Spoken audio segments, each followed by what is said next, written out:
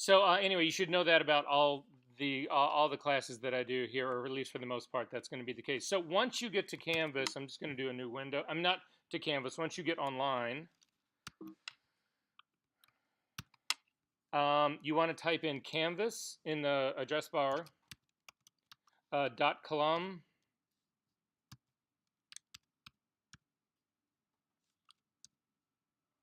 Oh, come on. .edu. And it should take you to a Canvas site. It should ask you to log in the same way Moodle used to ask you to log in. Did that not happen to you? All right, so let me see if I can log out of this so that I can log back in. Shoot.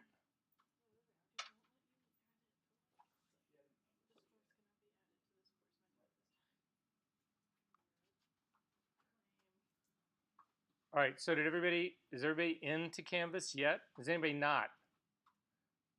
Okay, so once in there, if you look at your dashboard, how many people in here, this is the first time they're seeing Canvas is this semester? Okay, so the rest of you guys have a little bit of experience with it? Okay, fine. So anyway, if you look on the left-hand side over here on this part right over in here, there's a little thing that's supposed to look like a computer, I guess. If you click on that, it will fly out. It'll give you a thing that says courses, and down here at the bottom, if you click on all courses, it should show you everything that is available to you.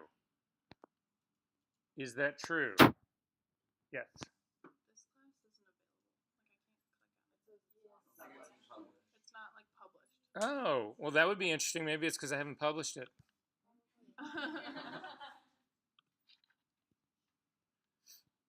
Try now. Hey, we're in there. Okay, that's about all I can handle for the night. Check the rest. All right, so is everybody there? Are we good? Okay, so this thing has come up. So I just want to give everybody a quick tour. This isn't going to be a class on Canvas, but I want to give everybody just a quick tour of what's going on because you'll see, it'll give you some reference so you'll know where to go. If you look up at the very top, this is where announcements are. This is where I will be actually sending out things to you guys. Hopefully you got some of this. Did anybody get any of the announcements as an email by any chance? Okay, well, you're going to get them now.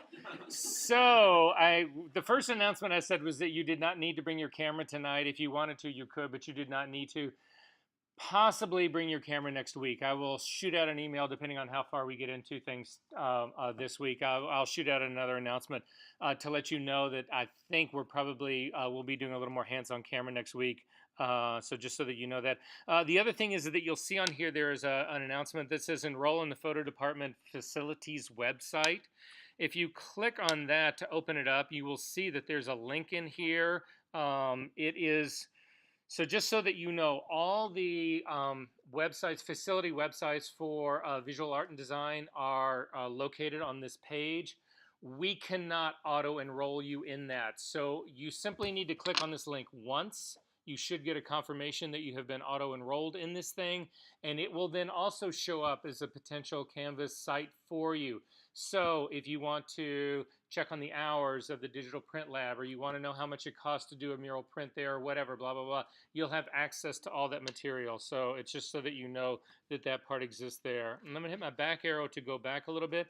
This is the main page. This is the welcome page that actually happens here. You probably will not spend a whole lot more time here, but I just want to give everybody a quick idea of what is going on here and just sort of like a quick tour around this. This is photo practice number 3. This is who I am. If you need to get in touch with me, simply click on the contact link info. This is my office hours are on Mondays from 1 to 5. I do meet people outside of classes. I'm really pretty good about that. This is a link to my website. This is my cell number. Texting is really my sort of preferred way of communicating, although I do answer all of my emails. This is my official Columbia email. So however you want to get a hold of me, get a hold of me. Do not call me or text me in the middle of the night or I will flunk your sorry ass so quick. No, just kidding. I'm an insomniac, so if I can manage to get to sleep and somebody then calls me, and oh, hi. Anyway, back to the home page. There are important dates about this. This is all boilerplate. You guys should know all these important dates. It's the add dates, the drop dates. It's dates for withdrawal with no consequences. It's when you need to get out to get your money back. It's all of those dates. That's what's going on here. About this course, if you click on that, you'll see it's a bunch of boilerplate about the description, what's required for this, the money you've got to pony up, what the grading scale is, the whole 9 yards. Again, you guys probably don't care about much of that. So anyway, that was about this course. Students start here. If you click on this, it will take you to actually the very top of our module page. This is pretty much your semester at a glance. It is broken down by week. However, I don't put things in as weeks. I put them in as sessions because that way I don't have to go in and rip out Thanksgiving holiday or anything else. So anyway, session 1 is the first week. Session 2 is the second week. It's pretty self-evident. If you go all the way down, you'll see that there are 15 weeks in this class. Back up at the top, you'll see that there's a course overview. We'll get to that in just a second. Go back to the home page really quickly. Oh, by the way, if you haven't gotten onto this yet, I tend to speak really fast. So all I can say about that is that if at any point during any of this, for any reason or anything, I lose you, stop me. It's a whole lot easier to back up 5 minutes than it is to try to help you figure out an entire class you missed. Does that sort of make sense? So I'm just throwing that out there really quick. Anyway, and then finally, the last thing down here, this Canvas FAQ student guide. If you click on this, this will take you to, this is actually run by the people who manage Canvas. It's an FAQ, so pretty much anything that you want to do in Canvas. So you don't know how to reply to a discussion group, or you don't know how to submit an assignment, or you don't know how to whatever. This is the place that you can go to, and you can figure everything out. You'll be good to go on that. You don't have to worry about it a whole lot. So that's kind of a quick tour of the top page, or the front page. There are buttons on here that will take you to each session, which again is each week. The reason I actually built this, the reason I built it this way is should be very phone friendly and tablet friendly. There are 2 Canvas applications that you can download for your phone or for your tablet. One of them is for students, one of them is for teachers. Don't do the teacher one, it won't do you any good. It'll pretty much lock you out. It's the student one. You log in exactly the same way you would log in here. Once you log in the first time, it'll take you there over and over and over again. So you'll be able to get access to all of that part. Before we leave this page, I want to look at something else. So anyway, announcements will be at the top. This is how I'll communicate to you guys. Sometimes I do this. Sometimes I'll do a blanket email to everybody. Sometimes I will do a specific target email to just one person or 2 people, whatever. So anyway, that's pretty much how I communicate. If you click on this thing though that says syllabus, it'll take you to what is not really a syllabus page. If you want to see the syllabus for this class, it's right here, the full syllabus. You can either view this thing or download it. If you click on the link itself, and this is true of most of any of the PDF links that exist on this site, if you click on the link, it's going to actually offer to download the thing for you. If you want to download that and open it, that's fine. If you would prefer just to view it in this page, you click on the little icon, and it'll open up a viewer for you, and you can actually then zip through the PDF right here. To get rid of that window that just opened up, you click on this Minimize File Preview, and that will actually get rid of it. But the thing that I really wanted to show you that exists here is this, what they call, it's this course summary. So this will give you a list of every single assignment and its due date in here. So I know that some of you are thinking right now, you gotta be fucking kidding me. That's one long list of assignments. The way I do assignments here, and you should just know this is how they work here, is they have numbers to them. The assignment number system that I use is that the first number is the week that it happens in, the second number is the assignment for that week. So assignment 1-1 is the first assignment for week 1, assignment 1-2 is the second assignment for week 1. Make sense? Pretty simple, right? There is a fair amount of reading in this class that happens up in the very beginning. So that's why there's a large number of assignments. There's also quite a bit of video content in here that I'm asking you guys to watch. I usually personally, I think video stuff is easier to digest than just endless text. But nonetheless, that's kind of what this is all about. The reason they all exist here is a lot of these have no grades at all. A lot of these do have grade point values, but most of these really don't. They're there to tell you that this thing exists and that I want you to do this. So that sort of makes sense. The one thing that I can say about the reading part that involves here, it seems like most of you guys read. It will help you out. It'll get a jump on certain things. So it's not that you're going to fail this class if you don't read something. There's no way, frankly, that I can track whether you read stuff or not. Wouldn't that be creepy if I could? Yeah. Did they tell you about the camera live feed, though, that I get on all your computers? Yeah, don't let that make you nervous. No, just kidding. That creeps me out, though. How many people here have a little Post-it note over the camera on their computer? None of you? Wow. Yeah, I couldn't either, right? Okay. Anyway, so that's just a quick thing of what's going on here. The last thing that I will point out to you is this, and it's this calendar that sits at this side over here. If you come to the calendar over here, the other place that you can get to your calendar is also on the left side over here. It's right under the thing that looks like your computer.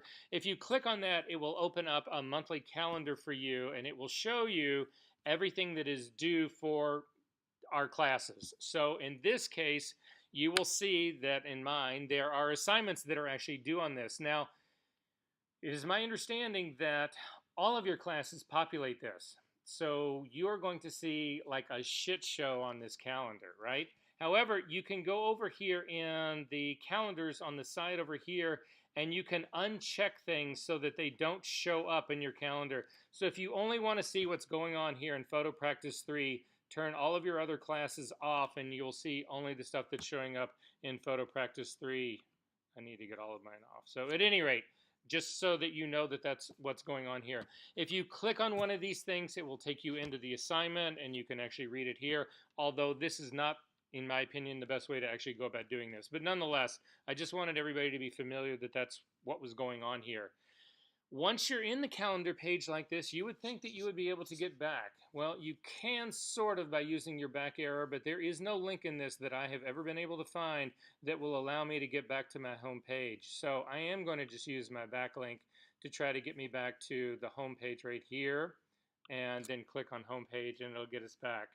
So are there any questions about any of this part right here that you will probably never look at again?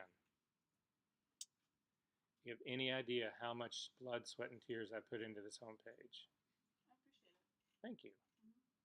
I had to write 10 classes for Canvas over the summer. What'd you guys do this summer? Oh, I went to Africa. Oh, really? Did that sound like I was trying to one-up you? No. I wasn't. No. How was Hawaii? It was good. Where? Oahu. Beautiful. My niece just moved to Oahu. Anyway, to go on next, click on the Student Start Here. So if you click on that, this takes us into our Moodle, into the modules page. And I need everybody to go through this part with me really quickly. This is the last time I'll ask you to do this. I probably won't spend a whole lot more time here, but I just want to make sure everybody's sort of familiar with how to navigate Canvas. If you click on Course Overview, it will open it up, and you will see a very brief thing about this. So it's going to tell you what's going on in this class really quickly. There's an important note about how I want you to name assignments. Fair number of the assignments you're going to turn in via Canvas. Occasionally, there's assignments that you're going to have to turn in on a server that is connected to all the computers here, which reminds me,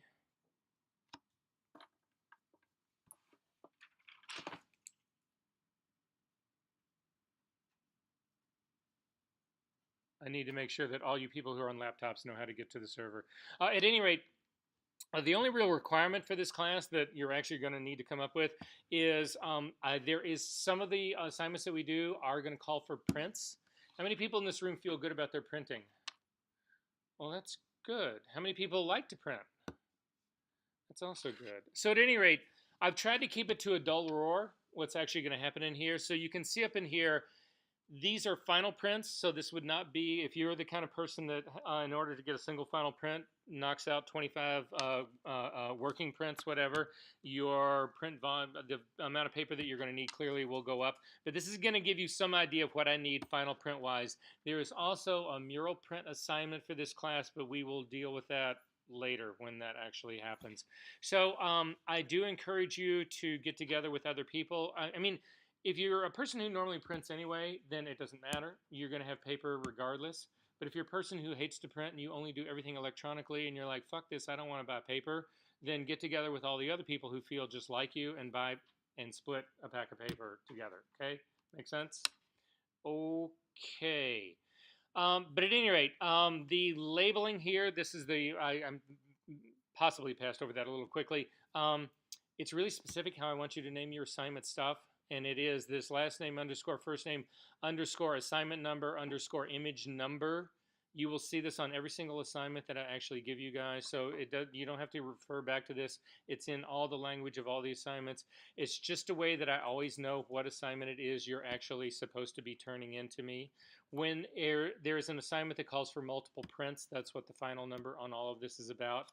You are welcome to do variations on this. If you want to put, if there's multiple print assignments due, you could build a folder that simply has this naming convention on it and throw all your prints in there, whatever.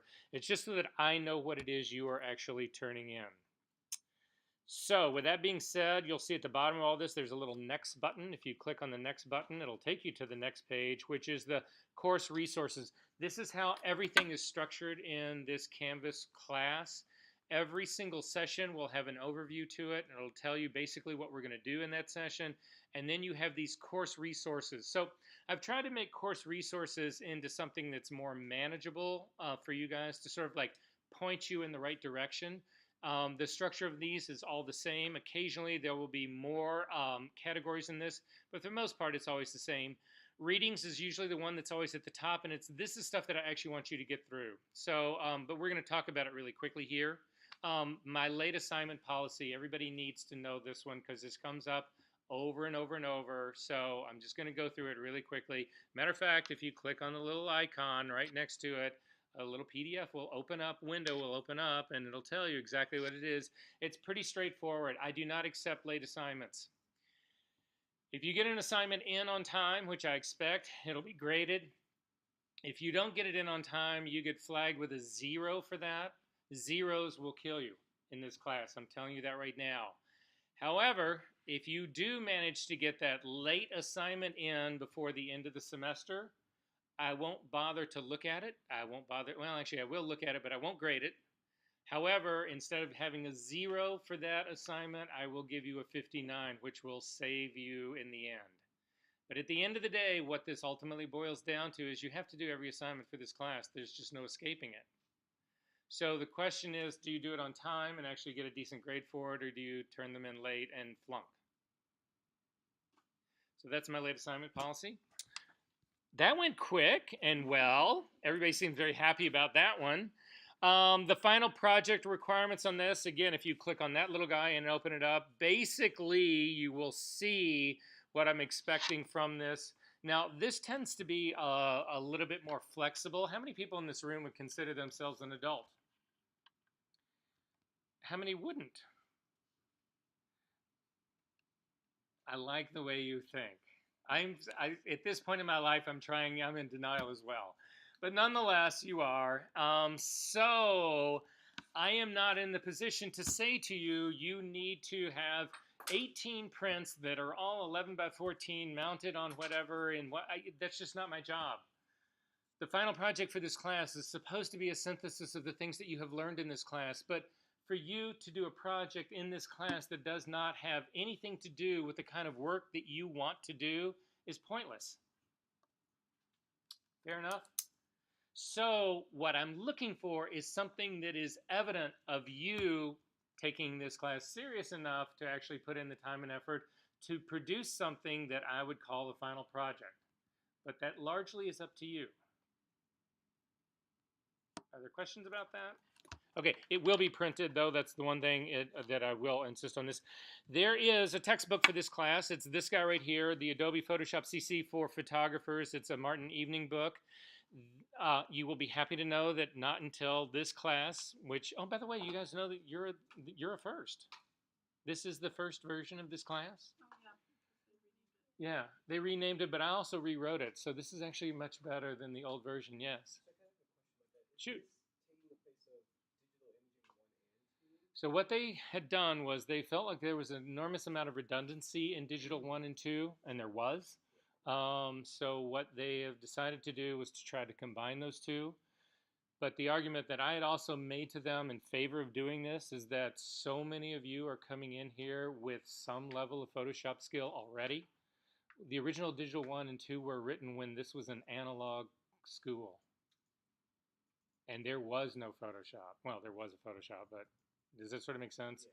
So you guys are coming into this much better prepared. There was a bunch of redundancy that existed in there. So the idea was to leverage what you guys already know and not teach you boring things that you already know, and to sort of move that whole thing along. But we'll see how it goes. So is there a photo practice 4? No, this is it. You go from here. If you want to stick with Photoshop, then you come visit me in retouching.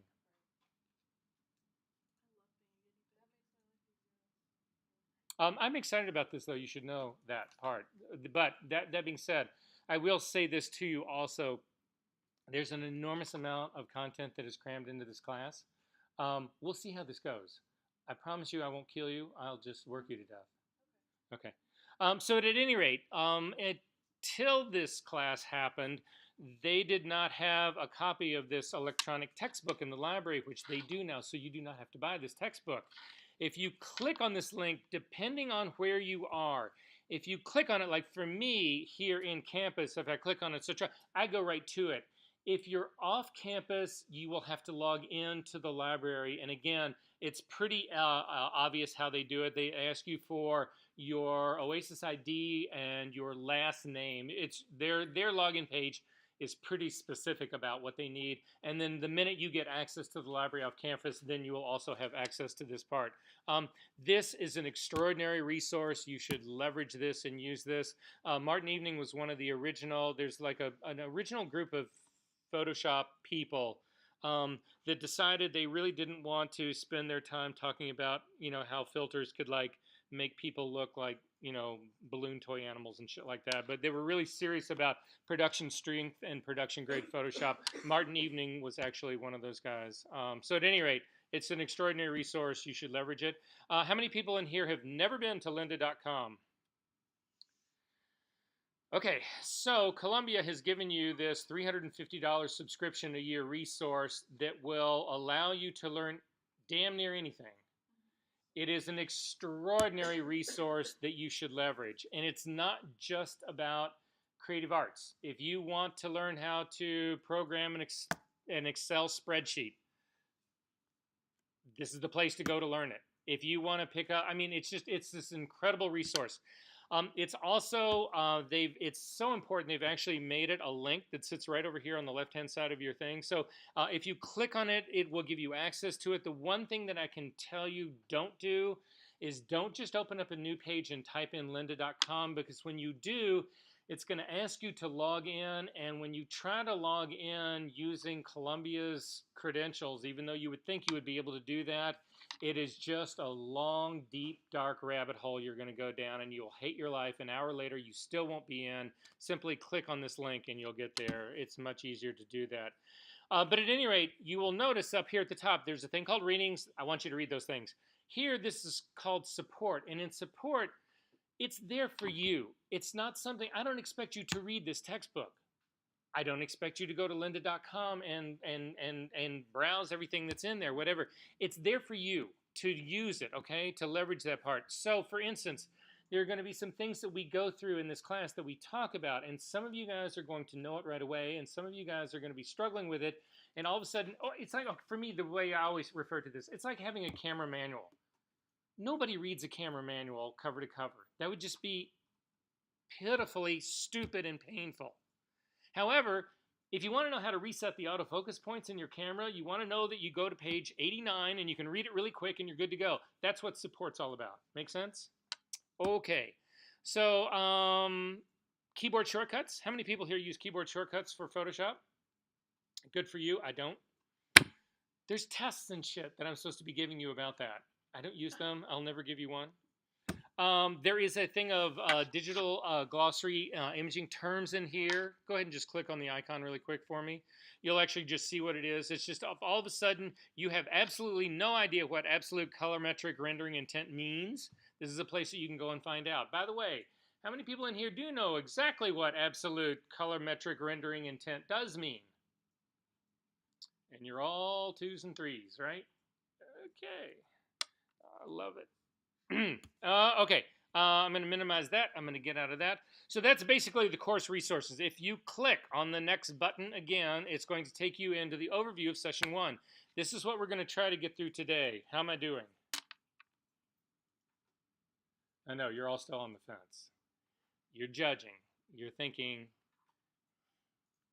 what is up with this guy? Anyway, this is what hopefully we're going to try to get through today. I have welcomed you. I am giving you the class overview. We've talked about where the syllabus is. My course expectations that each and every one of you are going to become stellar stars, rich and famous in your career, wealthy beyond all imagination, and in gratitude, you are going to come find me in the home that I am in my rocking chair, and you're going to bring me salt and bourbon, not in that order. And you're going to push me in my rocking chair and tell me how great your life turned out because of the brief time we spent together. That's my course expectations. Discussion. We're going to get into this part. This will be really more than nuts and bolts. There is a shooting aspect and an art aspect to this class. There is a technical aspect to this class. How many people believe that art and technique are really not the same thing, or concept and technique are not the same thing, or are unrelated? Can be? Do they have to be? Quite possibly, right? How many people in here? No, I'll go down. We'll save that argument for when I really get angry. Okay, so we're going to go through. This is going to be a little part of the more art part of it. We'll get into this because this goes into your first assignment. Then we will talk about cameras, hard drives, exposures. We're going to get in a little bit of that. Workflow, Lightroom workflow. So all of you guys are in that sort of 1, 2, 3 area for Photoshop. Where are you at in your Lightroom skills? Anybody in this room not comfortable with Lightroom? Is anybody in here? Because occasionally, we get, sometimes there's transfer students who haven't used Lightroom at all. Some people, but are you guys feeling pretty good about Lightroom? Okay, yeah? Okay, we're going to blow through a little bit of that really quickly tonight. I'm going to sort of like save it out to the end just to make sure everybody is not lying to me.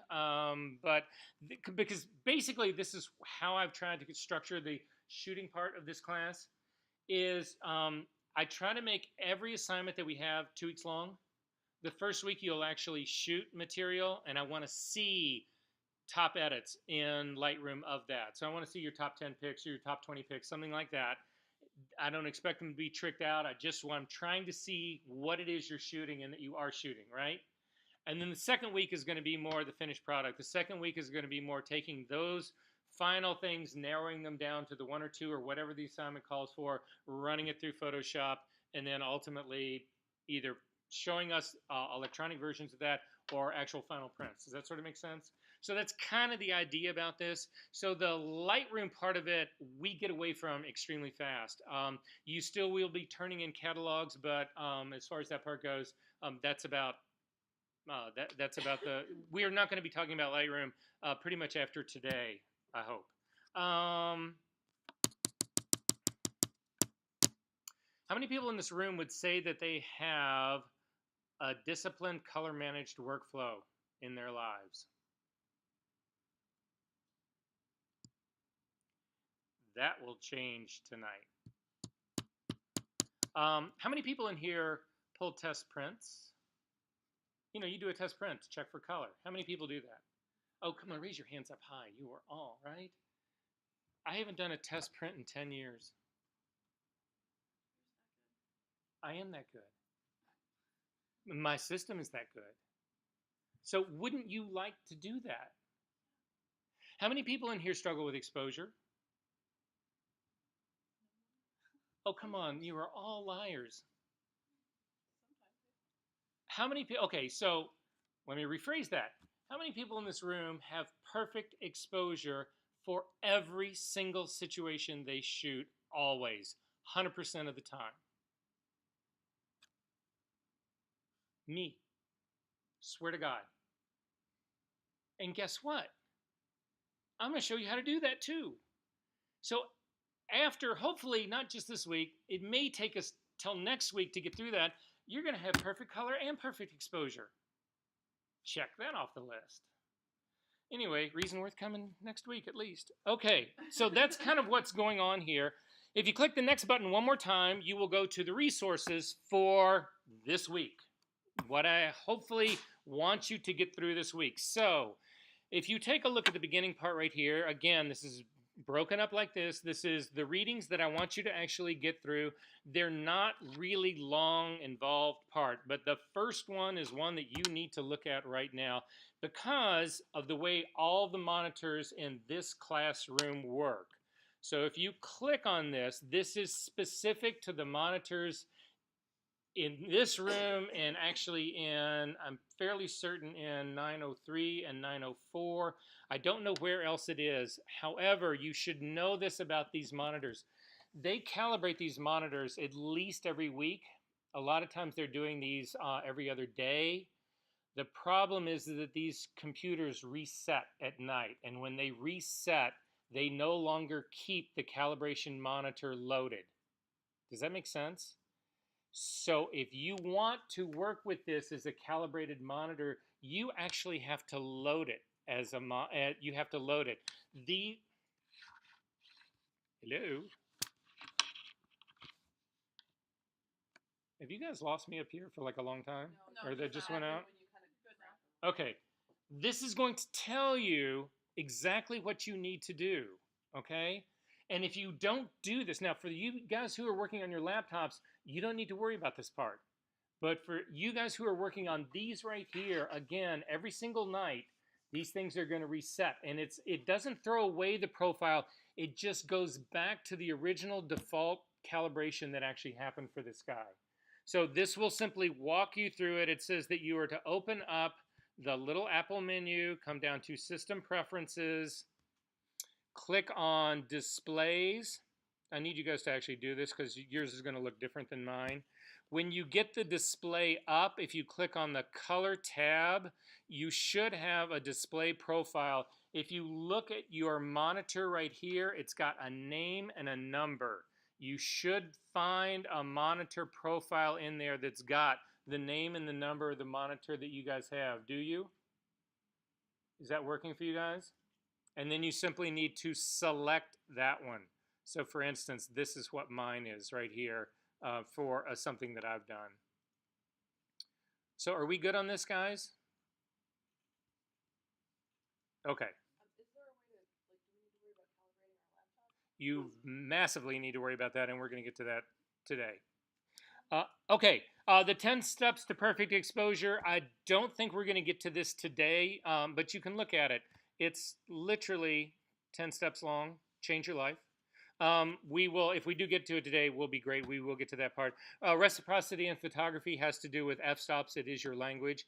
Using a color checker passport. How many people in this room have never seen one of these? Okay, haven't seen, that's the question. Hands up high, good. So how many people not only have seen it, but use it all the time? How many people have no idea what this thing is or what to use it for? Okay, well, don't worry, we'll get to all of that. So this is a color checker passport. Change your life. We will talk about drifting in just a second. And then down here at the bottom, you will see that there is a long list of support. But again, we are going to go through things. So for instance, if there is anybody in here who is interested in buying a decent monitor to do their Photoshop work, their color work, anything color critical, whatever, there is articles in here about the best monitors and what you really need to be looking for in a monitor, right? However, if you're not, don't read this shit. You have better things to do. Does that make sense? You should realize that these things do exist. They're here for you. My advice is that before you leave this class, you download all the PDFs from this class and have them. because you didn't need the monitor this year, but you're going to need one in a year or two from now, and then you'll at least have a place to start. Make sense? Okay, are there questions about this? Are we good on this part? Okay. How many people in this room, again, I'm not familiar with the type of work that you guys shoot, but how many people in this room would say typically what they do is they decide they're going to make photography on a given day, whatever, and you simply go out and you wing it. You go look for something interesting. A lot of people are like that, right? So, and I'm guessing in your case, Bridget, there's assignments that you get, so it's more of you're aware of an event or something like that. So you're scouring calendars and that kind of stuff to look for things. Would that sort of be a fair thing to say? For the fine art people, how many? Or let me ask you this: not even the fine art, but anybody in here, how many people in here actually build things to shoot? So what kind of work do you guys actually do when you say you do that? I do a lot of like setup, like structured images. Okay. So I set up like lighting, and then I do it typically with like still lifes. Okay. So I do a lot of like coffee still lifes. Okay. So you're sourcing your subject matter, you're bringing all of that in, so that you basically you're building and then photographing what it is you ultimately build. That's for me exactly how my whole career was. Everything, and even when I started doing the fashion beauty stuff, whatever, I was always building sets, creating sets, whatever, and ultimately that for me evolved into a lot of composite work. So everything became fabricated. Nothing was real. So that's just me. The reason that I bring this up is that how many people in here would say that you do legitimate research for the image that you want to make? Now, for the people who are actually just going out and looking for stuff, I mean, hoping that they find stuff, whatever, that's probably not necessarily something that you are familiar with or working with. But I want to sort of have this conversation. The whole idea about thinking about an image that you might want to make and then building an element or a level of research into that. Does that sort of make sense? So if you think about an image that you might want to make, you want to, let's just say, we're just going to take a quick little, we're just going to say your neighborhood. It's accessible. It's just something, okay, I'm going to go out and I'm going to make pictures today. That's going to be and so you go out and you actually start to you're looking for interesting things, you're looking for interesting light. Would that be something fair to say that you all pretty much do? Fair? So has anybody in this room ever stopped before that actually happened and said to themselves, well, I am really interested in longer shadows and deeper shadows. That's what I'm really interested in. So noon is probably not a good time for me to go out and do this. My time to really shoot is probably going to be much earlier in the morning or much later in the day. Would that be, are you guys thinking like that? Thinking that way? Okay, so that falls under the whole purview of research, right? You're thinking about something, about the images that you want to make. They're not there in front of you yet, but you're putting this in ahead of time to give yourself a better chance, a better opportunity to ultimately run into something or find something or realize something that's actually going to be something that you want to then photograph. Does that sort of make sense to you guys? So I need you to start thinking about this whole first assignment that I'm going to ask you guys to do is going to involve elements of that. It's not going to just be that, but it is definitely going to be elements of that. Are we good on this? Anybody in this room not have a cell phone that can take a picture? Good. Because the whole first assignment, I don't want you to actually do it with your camera. I want you to do it with your phone. So there are, I can't tell you, countless number of people who you can watch behind the scene videos of. Again, I'm a fashion guy. I'm not going to inundate because I don't. Is there anybody a fashion people in this group at all? Oh, you can be. Okay. Anyway, so it's just I'm going to constantly throw out statements relative to the medium as I experience it, but I'm doing so hoping that you guys can abstract that into the way you shoot or the things that you care about shooting.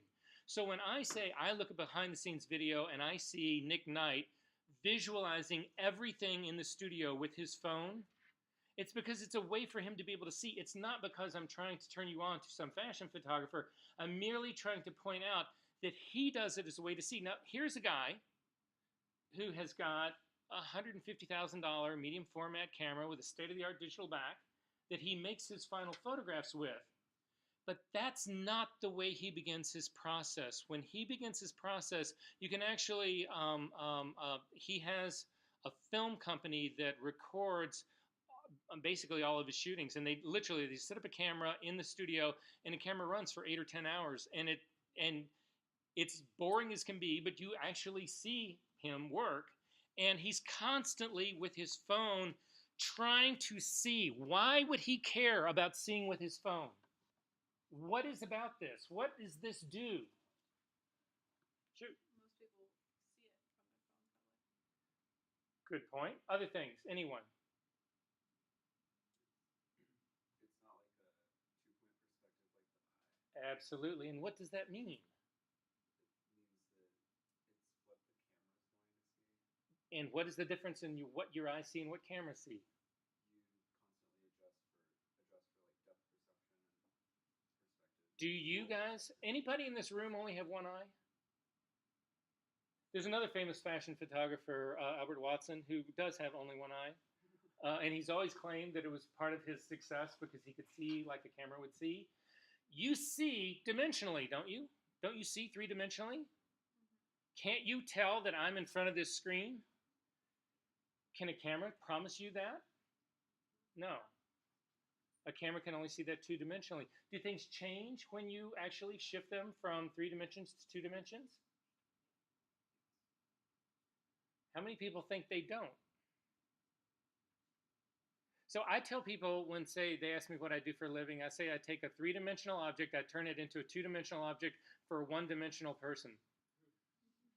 It is the story of my life, I swear. Anyway, but the advantage of this is that it allows you, it turns everything into 2 dimensions. It's the way your camera will see. So I'm asking you in the beginning, the first shooting assignment, because what we're going to do is we're going to take a little time. The first shooting assignment that we do in this class, final prints are not going to be due till the 4th week. We're working our way slowly into this because I need to find out where you guys are in your Photoshop skills. I need to find out where your printing skills are. So I'm trying not to rush things here in the beginning, but I also want this to involve this guy right here to start with. Because I do believe this is such a part of you, no? So why, there's people who reject this so much, and that just seems so stupid to me. So I'm going to put the shoe sort of on the other foot and say, let's just embrace this, and this is where I want you to start. So what I'm going to ask you to do, and if we go through, if you click on, you can click on the next button again, but I'm going to ask you really quickly to jump out so that we can look at our first week and a larger overview. Guys, I do keep pretty good tabs on time. So when we get around that 8 o'clock time, we definitely will take a break. I promise you that. So just so that you know, I'm aware of all that part. But if you come back out and you take a look at this drop-down menu on the left-hand side again, and you come down and click on modules, it will take you to an overview of everything that's happening through, again, as we scroll down through the class. So just so that I can get through the assignment parts to make sure that everybody understands what's going on here. So the first assignment that you're going to have here is this, actually, this introduce yourself and attach a picture in a reply to 2 post. It's a discussion board. I'm asking you to put a picture on there so that I can start to put faces and names together. The one thing I'll ask you please do not do is, I had a girl once who sent me a picture. She had actually put her camera at the south end of Grant Park. She focused it, just a regular lens, not a telephoto, regular lens. She focused it on the Pritzker Pavilion, and she stood in front of the Pritzker Pavilion in front of a car, a little Volkswagen, with sunglasses on. I couldn't even really tell that she was a person. I wasn't sure. She was a dot. She was this dot. And that was the picture she sent to me. I won't learn your name or who you are if you send me a dot picture. I also had a girl who sent me a picture of herself in a bikini on the beach once. Don't do that either. She turned out to be exactly like you would think by knowing only that one thing. Anyway, so that's the first assignment. The second assignment, I need everybody to click on this, if you wouldn't mind, just so that you can see how I structure these things. So anything that I can do to build a link in here to make navigation easier for you guys, I have actually done. So the first thing that you're going to see is this preamble about how you guys have the luxury of seeing a unique perspective. You are the answer to the world, blah, blah, blah, blah, blah. But what ultimately I'm going to ask you to do is open what's called a drift. Has anybody in here ever used? It's a program that existed. It was an application that existed on iPhones. I don't think it ever made it to Android, and I don't think you can get it on iPhone anymore. But has anybody ever here drifted? Okay, what drifting is about, there's a whole history to this. It's not something that's actually really completely new. There is a history of this. But the idea behind drifting is that you get lost in a familiar place. Make sense? So what I'm going to ask you to do, we're going to look at a series. I've built 5 drifts for you to choose from. During the course of this coming week, I want you to do 2 of them. But we're going to talk about those in a little bit greater depth in just a second, okay? But at any rate, so the assignment will actually walk you through the whole part here. It's to use your cell phone to actually go out on this drift, whatever. So we'll take a look at a drift in just a second, and then we'll come back to this so you can just see what's basically going on here. I want you to shoot a lot of pictures. Then I want you to narrow this down to your top 10. In your top 10, that's what you're going to turn in. That's what's going to be due next week. So you'll see here in the due next week that it's going to be a Lightroom catalog. This is how I need you to export it. They're very explicit directions about how to do this that are probably different than what you have done before in submitting these. Don't actually build this catalog until next week. We will do this together. It'll be the very first thing we do in class because it's how you're going to do all of your catalog submissions from now on. So I don't want you to go through all of this and fuck it up and then send in another one. We'll take this a step at a time, okay? Are we good on this? Okay, and it basically just tells you how to actually submit things and blah, blah, blah, the whole 9 yards. Okay, with that being said, if you click on either one of these links that says drift, it'll take you back to our resource page, which is where these drifts actually exist. So we're going to click on one just so you can sort of see what is going on in a drift. So if you click on this, it should open up, hopefully, and this would be 1. And it just says you can do this. Now, a lot of people would say you should do this in a completely familiar place. A lot of people would say you should do this in a completely new place, a place that you've never been before. I don't care. So, this is a drift. Walk south for 2 blocks, find evidence of a recent encounter, and take a picture of it. So you can see as you start to look through these instructions, what they are is they're ways to generate a random way of you looking at a familiar space, at a new space, at a novel space, but to do it with intent. Does that sort of make sense? However, in that process, I don't want you to be blind to the other images that present themselves while you are involved in this drift. Does that make sense? And I want you to then make pictures. These pictures are your research. Does that make sense? These are not to be your final pictures. This is not to be. Because what I am hoping you will consider in doing this is, well, let's start with an example. So I tend to walk away from this computer, and right now, unfortunately, the microphone on this computer is what is grabbing all the sound on the recording. If you watch the video of this class during the week, you'll hear my voice trail off a little bit, but you'll still be able to hear me, but that's why. We used to have really good mics that I could do, portable mics, but new computers have fucked all that up, so that part doesn't exist anymore. So at any rate, so I'm going to do a for instance here, though, with you guys. So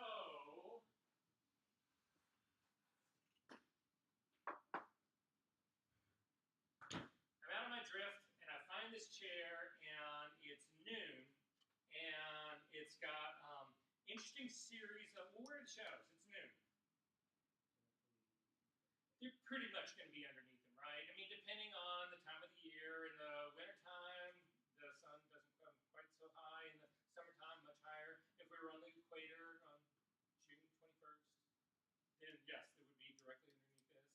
if we were in the North Pole on June 21st. It'd be really long. Anyway, but I love this, whatever. I love the shadow thing, whatever. But I'm thinking to myself, okay, what would really interest me would just be these really long linear shadows that are coming out from the side of this.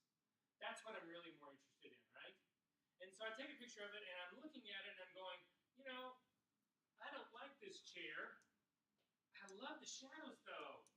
And, okay, does that sort of make sense where things are going here? But what I need you to go beyond is, then you need to say to yourself this. So let's say this is a building. That's west. This is east, and it's completely open. That's north. There's another building right there. This is south. It's also completely open. I want to do really long shadow pictures of this chair. What time of the day do I do it? So, ask yourself this. Am I ever going to get direct light from the north? No, so I'm never going to get any shadows from the north at all. I'm only going to get diffuse light, right? The south, I actually can get decent shadows from, right? The sun will travel into the south, so that could give me interesting shadows, right? I can also possibly get interesting shadows coming from the east, because this is completely open. And I get interesting shadows from the west. Why not? Because there's a fucking building right here. Right? So I say to myself, well, okay, so I know I can get shadows coming from the east, and I know I can get them coming from the south. What time of the day do I want to come back and visit this chair? The morning, probably, right? What time in the morning? What time's the sunrise? You fucking don't know. You've got a computer right there. You've got your phone right there. Somebody look up for me sunrise right now, Chicago. There's got to be a calendar that has it. 6:21. What time? 6:20. So I want to be standing here at 6:20. What time do I have to get up? 6:18. It's right outside my apartment. I can be out there in my pajamas. I don't care.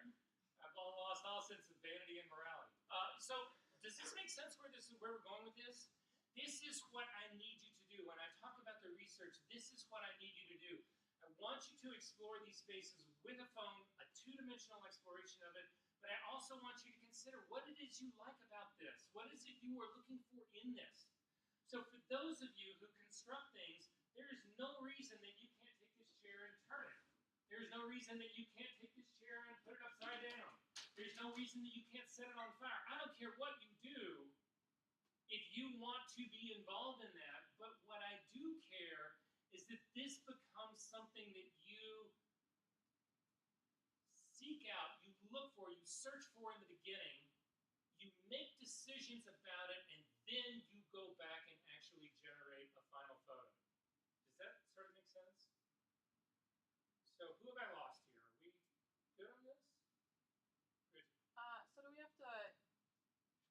Are you saying you want us to develop these skills for later on shoots, but this first time we can just go out like once and try to have some intent? What I want you to do is use your phone and follow this and take any interesting pictures you possibly can in between these instructions. Okay? You're going to do two of these. You can actually go to the exact same place, but the second drift is a different set of instructions. The third drift is a different set of instructions.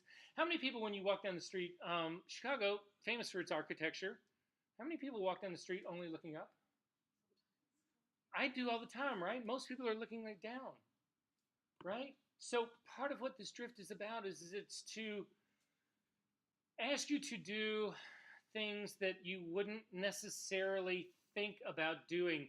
It's to generate an image not based on a response to something visual, which is, I think, how most of us actually make photographs. Most of us see something, oh, that's interesting, click, and then you move on, right? I'm asking you to not think of it in that way. That's not to say I want you to pass those opportunities up. But, for instance, here is walking in any direction until you find something important and take a picture of it. Well, what's important? Do you think about photography that way? Most people don't. Most people are not going through saying, I'm looking for something important to take a picture of. Most people, PJ's hard, for sure. But most people are, I'm looking for something that's visually interesting, not important. Does that put a different spin on it?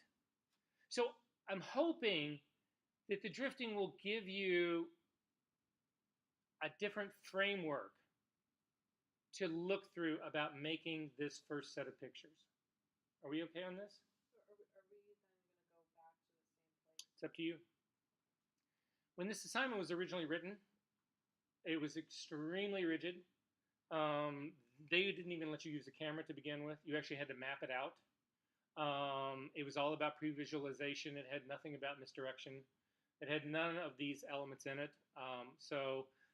Again, you guys are the guinea pigs. You are the first experiment here, and we'll see how it goes. Are there questions about this? So there's 10 photos from each drift? I have no idea. There's 18 instructions in each drift. If, to be perfectly honest with you guys, again, how many people in this room adult? I am hoping that you experience this and ultimately come up with, yeah, I think at the end I'm asking for 20 pictures. I don't know.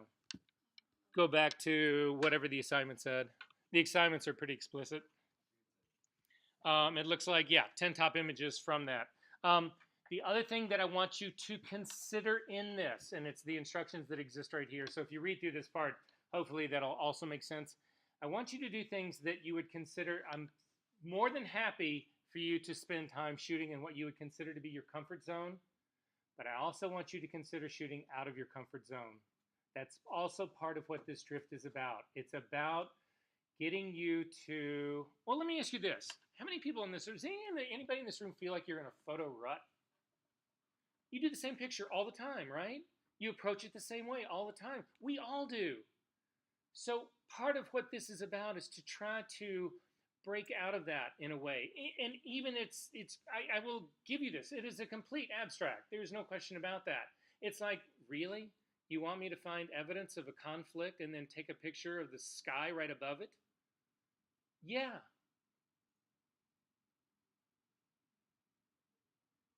Are we good? Okay. So then next week when you come back, you can say to me, Verser, that sucked. Yes. Are we editing the photos? No. So the first thing that you're going to do next week, so this is what's going to happen. Next week, you're going to bring in your catalog of your cell phone images. That's all. You're not shooting with a DSLR this coming week, at least not for the assignment that I'm going to ask you to do. Next week, one of the things that I'm sure you guys have already found out about in a lot of these classes, whatever, is that is trying to balance critique time with learning new shit time, right? And that is a real delicate balance. So I am a huge believer in critique. I don't believe in doing all of this work and then getting no feedback for it has any ultimate positive circumstance out of it. So I do believe in that.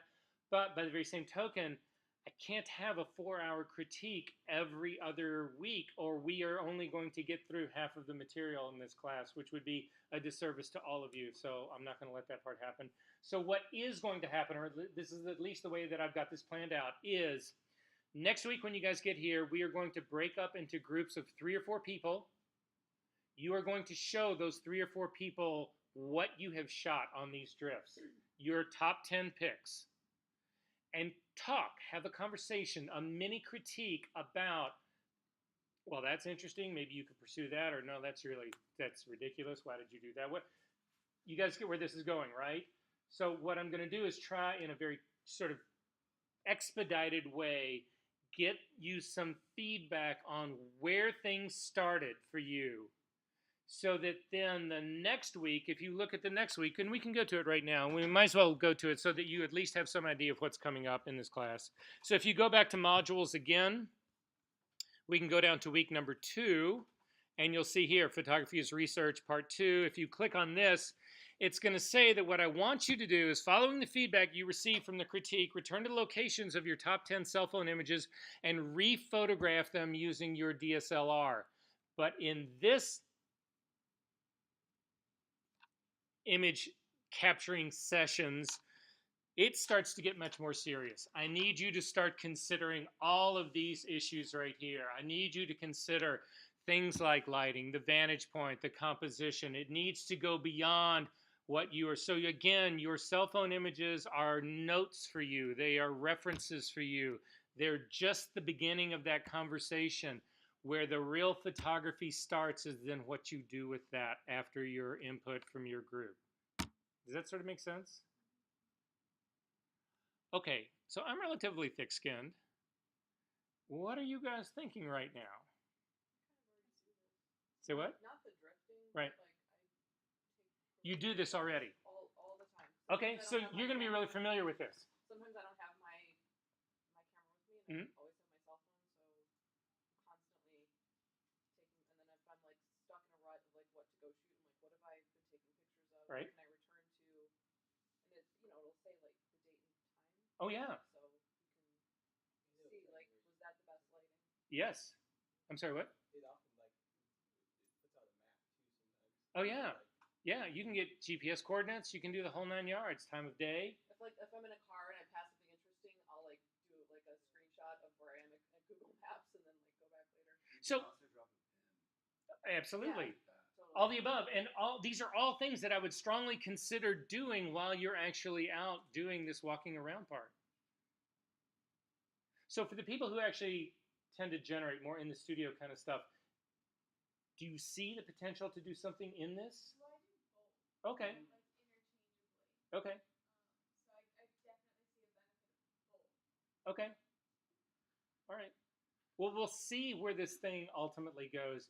It's the one, it's the loosest of the assignments, to actually be honest with you guys. As we start to move into this, things start to get much less directed from my point of view, hopefully much more personal in your point of view. But again, I sort of wanted to start this to just sort of see where things are at and to just see where we go. Are there questions about this? Are we okay on this? Okay. We're getting there, guys. Going back, let's just look really quickly at week number 1 again, just to see what else is left to go through that, what I'm going to ask you to do. So introduce yourself to the discussion board. That's pretty straightforward. Start your drift and actually shoot pictures with your cell phone. This is, again, the beginning of the reading here. So this is, again, the first chapter in the textbook for this class. So again, if you were to simply click on the assignment, there's a link right here. If you click on the link, it takes you again back to hopefully the the book that we've got, and you should be good to go on that. One last thing I want to point out here really quickly is you can see in the beginning right here that this first assignment has a 100-point value. Everything in this class is done on a scale of 100 points. I don't understand people who do like 20-point assignments. That never made any sense to me, but anyway. You will see that this also doing your catalog is also going to be a graded assignment, but you can see down here that this reading, there's no grade for this assignment. When it says here to complete the readings listed in session 1, resources, again, what we're talking about right here is here in session 1 in these resources where we're talking about how to do a monitor calibration, 10 steps to perfect exposure, reciprocity in photography. So that's basically what's going on. There's also a video in that week, and that's what this assignment 1.5 is about. So you can see it's relatively quick. A lot of the reading assignments here in the beginning are simply one-page PDFs. The video is, I have no idea how long the video is, but nonetheless. So don't necessarily get overwhelmed by the assignment parts just yet. Are we okay on that part? Okay.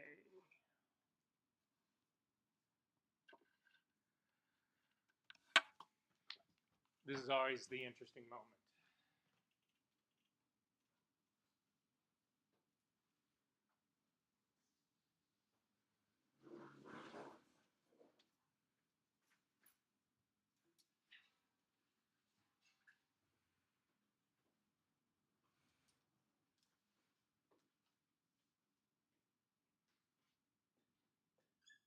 Anybody not know what that is?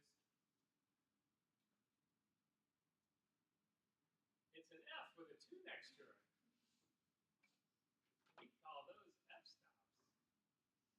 How many people in here feel like they know and can recite to me the F stops from F2 to, let's go to 32?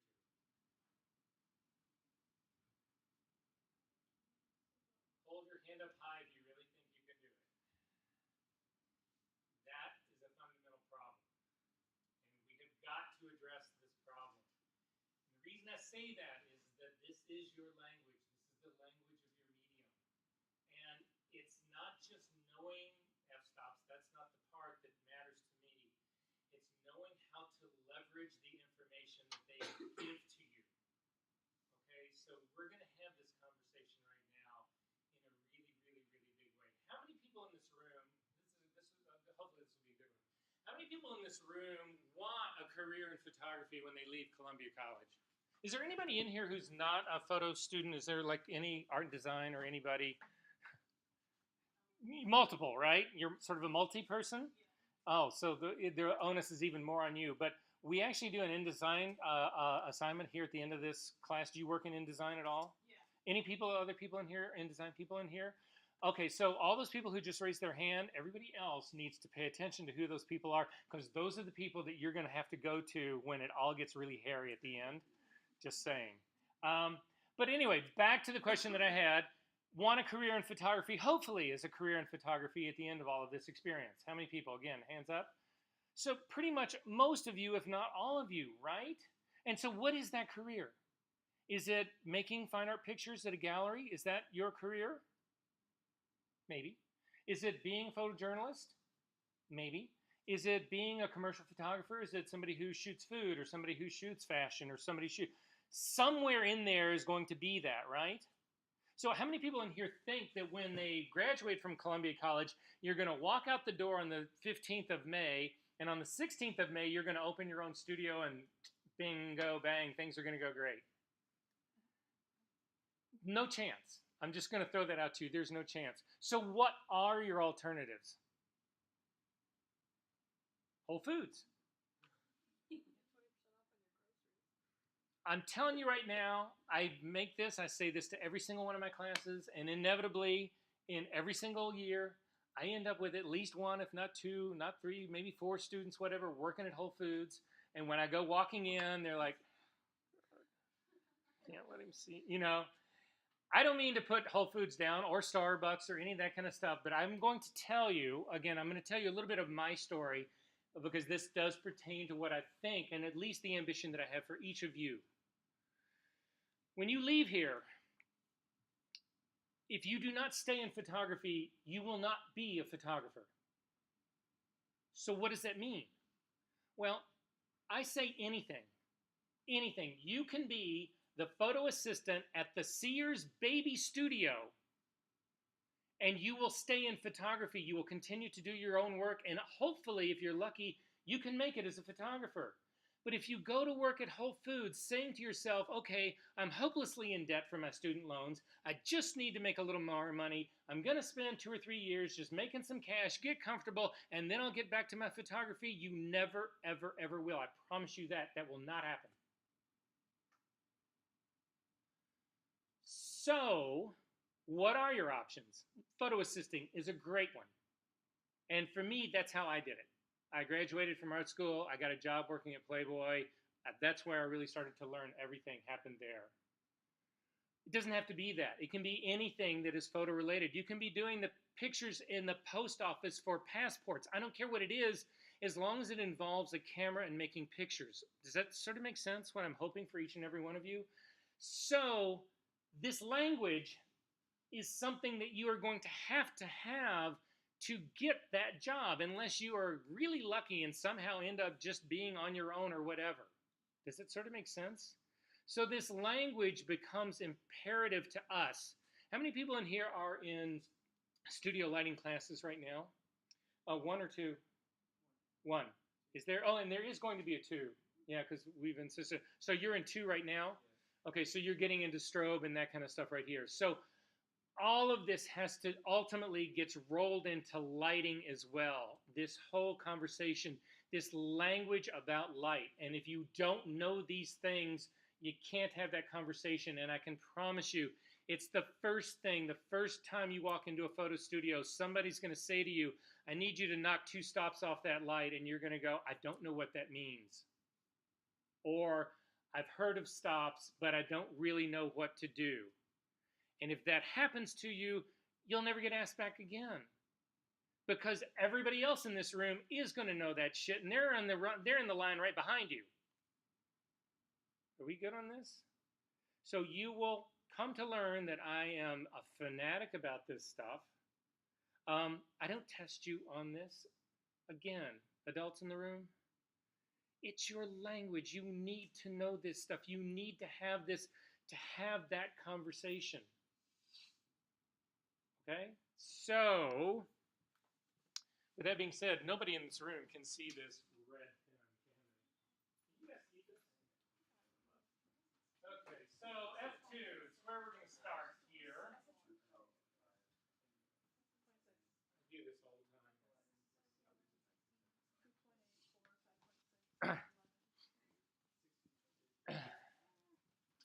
Okay, so I'm in F2 here. What's one stop down from that? One stop down from that. Down from that. Down from that. Down from that. Down from that. Down from that. Down from that. Down from that. 64, 90. Down from that. 128. Down from that. 180. Down from that. 256. Did you know that there's an F256? By that time you get that small, in most cases, you've actually got a pinhole camera and you have infinite depth of field. What is the relationship between any of these two numbers? So the difference between 16 and 22, what's the difference? 1.4 is the difference in 16 and 22?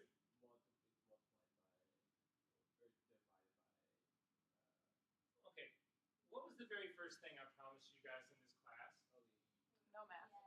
It would only be adding. Didn't I say 2 really? plus 2 would be the most math I would ask you to do? Right? I appreciate where you're coming from. And you're not wrong. But that's not where I'm going with this. Okay?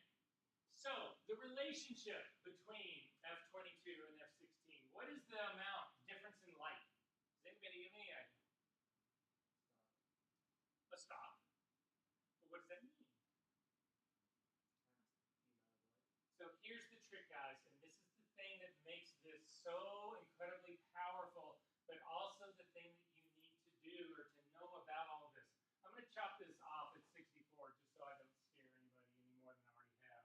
And I'm going to get rid of the F over here.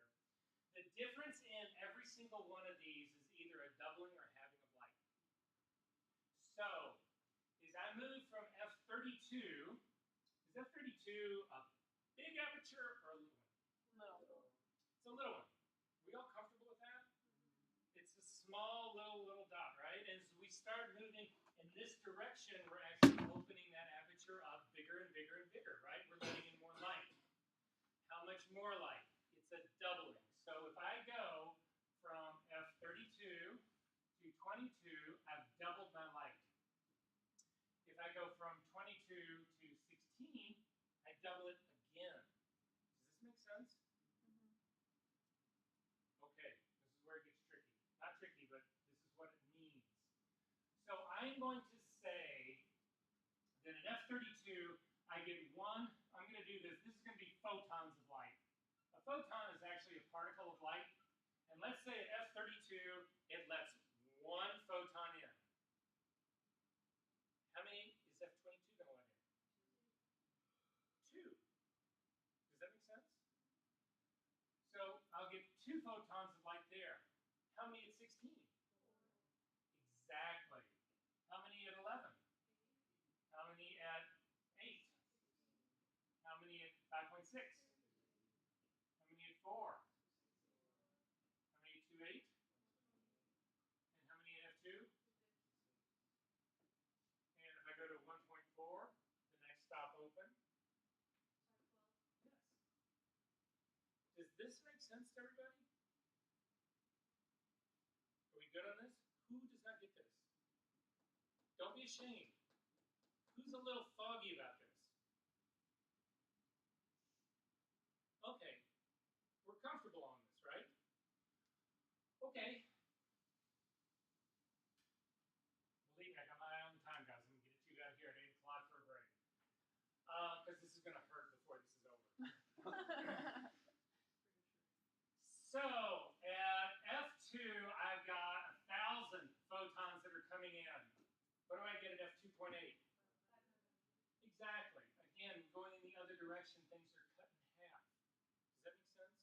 So then when I go from 2.8 to 4, how many? 250, and then at 5.6, 125. So you get how this is going, right? So it's always doubling and halving, doubling and halving, doubling and halving, always. Are we good on that? Okay, how many people in here who've ever shot with a mechanical shutter? Okay, 4x5 view camera, any of those kind of older cameras that have mechanical shutters on them. In today's cameras that you guys shoot with, most digital cameras, have an infinite number of shutter speeds. But in older series cameras, they didn't. You actually had to set a specific shutter speed. Would anybody know what that range would typically be?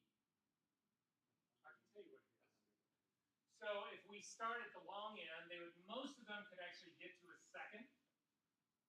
So this would be 1 full second. Then it would go to a half a second, to a quarter of a second, to an eighth of a second, to a 15th of a second, to a 30th of a second, to a 60th of a second, to a 125th of a second, to a 250th of a second, to a 500th of a second, to a 1,000th of a second. Does anybody see a pattern here? What? Doublings and halvings, right? It gets a little, they cheat a little bit right here. I mean, to go from an eighth to a 15th, but it's close enough. We would say close enough for government work. It's close enough, but you can see that when we go from 1 second to a half a second, we've cut our time in half. To go to a quarter of a second, it's been cut in half again. To go from a 60th of a second to a 125th, that's the only place it gets a little. But again, it makes the math easier, and it's really, really, really close. Does this make sense, what's going on here? And then when I go in the other direction here, as I start to move up in here, it's doubling my time. Doublings and halvings, doublings and halvings, doublings and halvings, right? So you can see that these things are related in terms of exposure. So what makes up the exposure? When you go to make an exposure, what controls exposure in your cameras? Aperture, ISO, Shutter speed. and shutter speed. Aren't those the three things that actually control it? Right? Yep. So, with this all, I'm going to leave this part up here so you guys can actually get this part. What is ISO? We've talked about aperture. So aperture is actually the hole inside of your lens that lets light in. The bigger the hole, the more light comes in. The smaller the hole, the less it comes in, right? Everybody's good on that, right? Yep. Shutter speed. It's how long you let the light come in.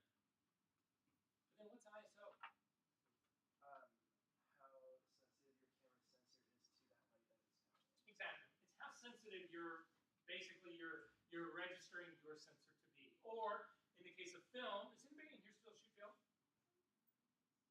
No. I know a lot about film. That's all I can say. If you're really a film geek and you want to get together and geek out on film at any time at one point, whatever, I'm your guy. So it would be the same thing with ASA and film. Okay, it's the sensitivity of the film. Higher ASAs or faster films, they are more sensitive to light. So again, that's going to control what we consider to be the perfect exposure, right? All right, so I'm going to come up with a hypothetical exposure here. I'm going to do an ISO of 100. And I'm just going to do the standard typical exposure everybody in the whole world, whenever they quote these things, always does. I'm going to do 125th of a second at f8. And that equals perfect exposure, PE. Sounds like recess. Should we just call it a day right now and I'll just go to the bar and start drinking?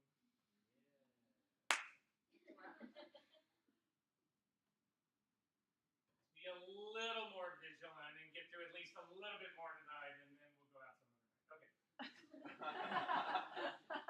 So that's going to be my perfect exposure, right? Okay, I'm going to make a change here. I'm actually going to say, because I'm the mean-ass art director that is working with you, and I'm going to say, looking at this first exposure, well, yes, it's exposed correctly, but you've got somebody running. And they're blurry. 125th of a second will not stop somebody running. So, what will stop somebody running? 500. 500th of a second I have? Do I hear 500. 500? Do I hear anything else? Now you're getting more into the real range. 500 is for the people who are only going to put their shit up online in a really small little photograph, or Hey. on a really shitty print, really super shitty newsprint. Yeah, I know, right? I had all of my first images, whatever, were all done. I used to work for a newspaper, and it was always like, whoa, that's a hell.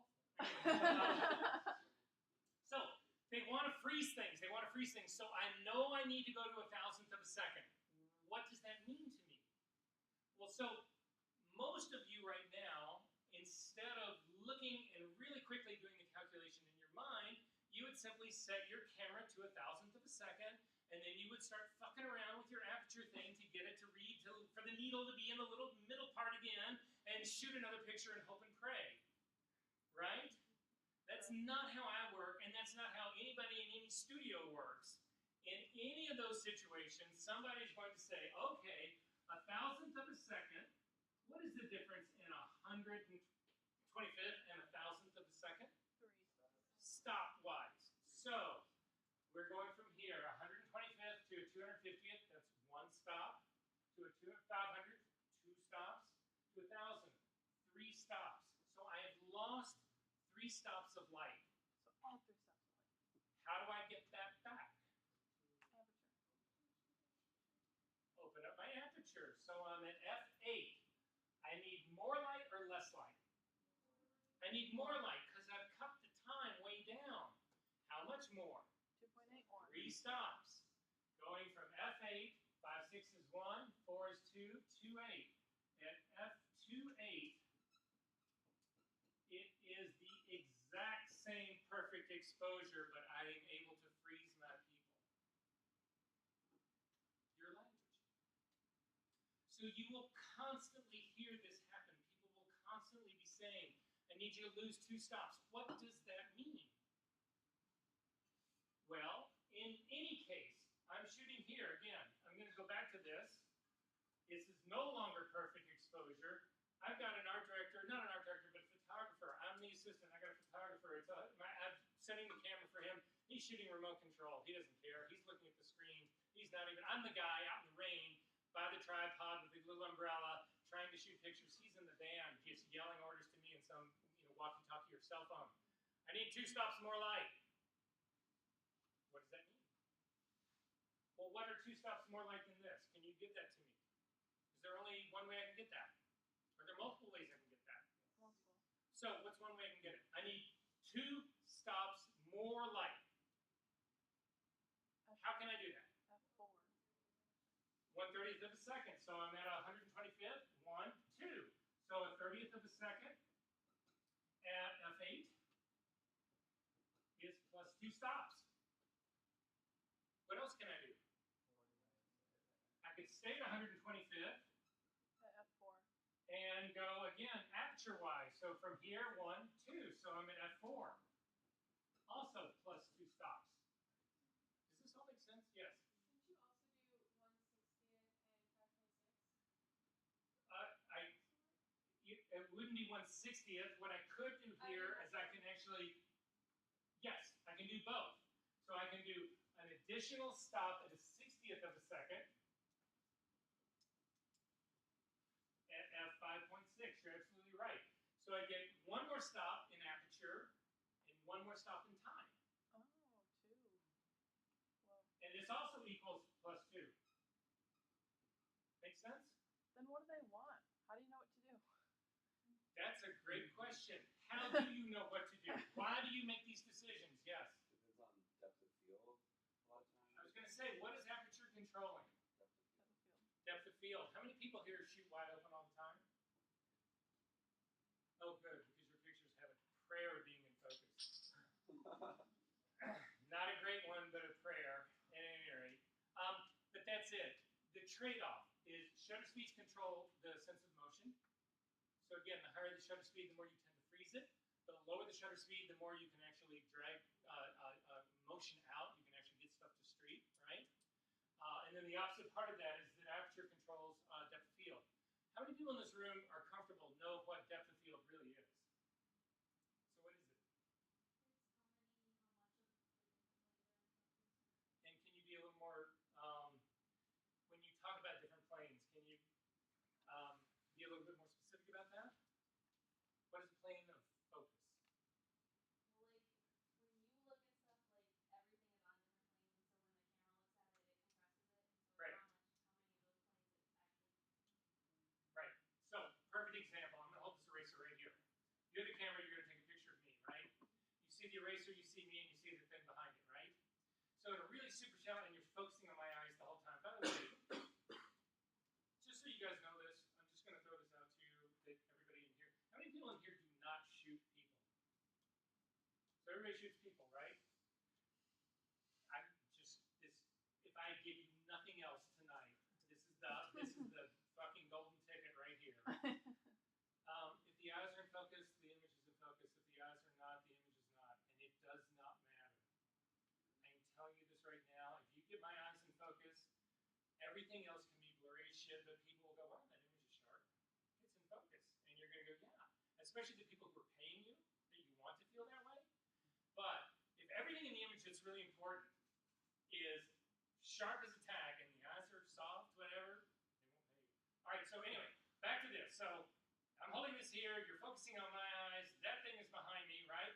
At f2.8, do you think everything is going to be sharp? No. My eyes will be sharp, but this will be probably soft, and that will be probably soft, right? Somewhere in the distance, working its way forward for me, focus, or what we would perceive as focus, really ends. And you start to say, well, that's out of focus. And the same thing happens going backwards, right? So that's what we mean by depth of field. If this is, I'm now going to regale you guys with my drawing skills. This is a figure right here. I'm looking straight down on top of this figure. This is a camera right here that's taking a picture of this figure. And what depth of field really means is that if I can focus on this person's eyes, whatever, at a certain point right here, depending on my aperture, all of this area in here will actually be in focus. As I start to stop down, my aperture down, this range extends. It gets larger. Does that make sense? As I start to open up, if I get into here, into this 1.4 range, the range actually starts to get incredibly narrow. Does that make sense? And this distance right here, this is what we were talking about with this depth of field. Are we good on that? So it's always this balance between the two. What do you want in focus? However, are there ever times where you really want a shallow depth of field? Mm-hmm. When? Portraiture is a classic one. You're doing portraits, you really just care about the person, you really want to separate them from the backgrounds. So one of the tricks to doing it is you can do it with lighting, but one of the tricks is to make the people really sharp, but the background so unbelievably soft that they lift up off of those things. It's why so many people shoot in studios, is because it's sort of built in. Does that sort of make sense? Mm-hmm. So that would be one option for doing that, right? Depth of field, though, has the flip side of that. So where would you want infinite depth of field? Where would you want to really feel like you could see it all forever? Landscape, absolutely. Buildings, cityscapes, that kind of stuff, whatever you really want. So it's a visual choice that you're actually making, but it's a tool that you've actually got to do it with. We've already talked about the situation about time, right? The difference in somebody running at 1 second, well, that actually might be something that would be compelling for you because it really would give an indication of motion. It would give an indication of time, right? But if you had somebody who was like, well, fuck, I'm shooting pictures, you're shooting pictures of Nike and I want to see the swoosh. How do you feel about the new Nike campaign? Do you support that? Yes. I think it's interesting how he can like go out of light and then come back because of it. Like no one was talking about this for the last 3 months. Now it's back. Right. Well, maybe not in certain circles. Right. Yeah. How do we feel about Nike making the move to do it? Brave. Brave. I think it's great. Capitalizing off of it. Oh, I like Yeah. that. Actually, I like both of those answers because I think both of those are correct. I think it was brave number one, but I think it's also incredibly calculated. It took a hit, but where it really matters is where their stock is going to be in 6 months. It's social branding too. too. Absolutely. They know what they're doing. In a frighteningly good way. A good way. That's a poor choice of words. In a frighteningly calculated way. They're not stupid people. Anyway, I was just curious sort of about that. What do you think about the picture? You haven't seen it? No, just do a quick search for it. Actually, I think it's a pretty compelling photograph. Myself. It's interesting because sort of like his real trademark, the whole Afro hair trademark kind of thing, whatever, is completely gone. I mean, they removed any reference to that, but you know who it is. Anyway, I digress. Okay, we're almost done here, guys. I got 4 minutes left. So, everybody comfortable with this? Who's not? Okay, well, then hopefully this won't be the twist. There's one last thing that we've talked about in terms of controlling exposure, and that is what? ISO, the sensitivity of your camera. If you look at the sensitivity on most ISOs, again, you can set really weird numbers. You can set your ISO at 116 or so. I know. You can set really weird numbers. But the standards most people work with, again, in a typical 35 millimeter camera, what is the lowest ISO you can shoot at? 100. Most of them is actually 100. How many people in this room know that you can actually change a setting on most cameras and get it down to 50 ISO? You can. Is there an advantage to that? You would think there would be, but it's not. So I'm just here to tell you the next bit of wisdom that I can give you is that custom option to actually get your camera down to a 50 ISO is an enormous mistake. Don't do it. Yes. Don't also most digital sensors have preferred ISOs They do. for their color settings? Well, the thing is, the truth of it is, a sensor has one sensitivity. Yeah. Everything else is it's basically what we would call amplification. But you can't, when you change the ISO rating of your camera, you didn't pull the sensor out and put another one in that's twice as sensitive. It is what it is. It's just how much you're amping that signal up. But nonetheless, we digress. So, 100 ISO. What would be twice as sensitive? 200 ISO. What would be twice as sensitive from that? And twice as sensitive again? And twice as sensitive again? And twice as sensitive again? And twice as sensitive again? These numbers look familiar to anybody? It's the numbers you see all the time because they're the standard ISO settings. Why are these standard? Because they're halves and doublings. It's exactly the same relationship as shutter speeds as apertures. These are all halvings and doublings. So I've got my 100 ISO. Here, we're going to just, you guys can remember that, right? Never mind, you can't remember that, so hang on. I could just do this all day. I could just get really, no, I know.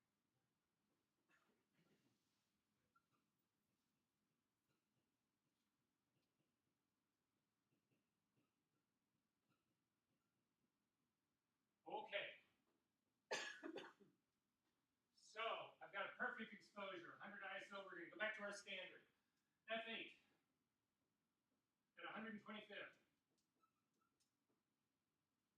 This gives me perfect exposure. I want to change this up. I actually want to, I've got an art director who's saying, you need to stop the motion, you need to be at that 1,000 shutter speed, whatever, but I don't want this changing depth of field shit. That f2.8 thing that you shot was garbage. There was nothing in focus. You stopped the person, but you focused 2 feet behind them. And you're like, shit, I wish I used autofocus. How many people in here use autofocus? How many don't? You guys hate your life, don't you? It's just like, okay, I'm going to find something. I need a bigger stick to beat myself with harder. No, I'm just kidding. I'm just kidding. No, I come from an era whenever we used to use, for fashion, especially in the 80s, monster long lenses that were really, really, really shitty optics by design because they made everything really soft. If you were managed to get your subject in focus It was great, but we were all shooting film, so nobody could actually see anything until the next day. So however, it was a nightmare. Focus was a nightmare. And when autofocus came along, all of us were like, oh, yeah, Eureka. Anyway, okay, so, but the goal in this is that I want to be at 125th, I want to be at 1,000. I want to stay at f8. What can I do? Can I do this and still have perfect exposure? How? ISO. So how much do I need to change that? And this is the best I can give you guys.